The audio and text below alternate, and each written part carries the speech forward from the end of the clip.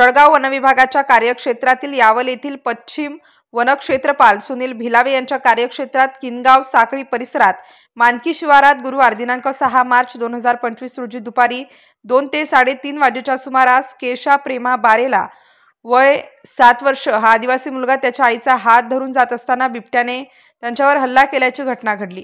आईच्या हातातून प्रेमा बारेला यास फरफटत ओढत नेऊन जखमी केल्याने 7 वर्षाचा आदिवासी बालक जागीच ठार झाल्याने एकच खळबळ निर्माण झाली आहे।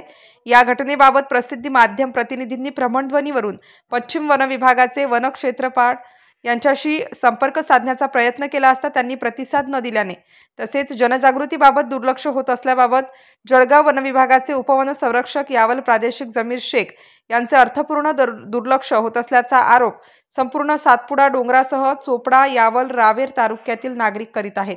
MCN न्यूज मराठीकरिता फिरोज तडवी यावल।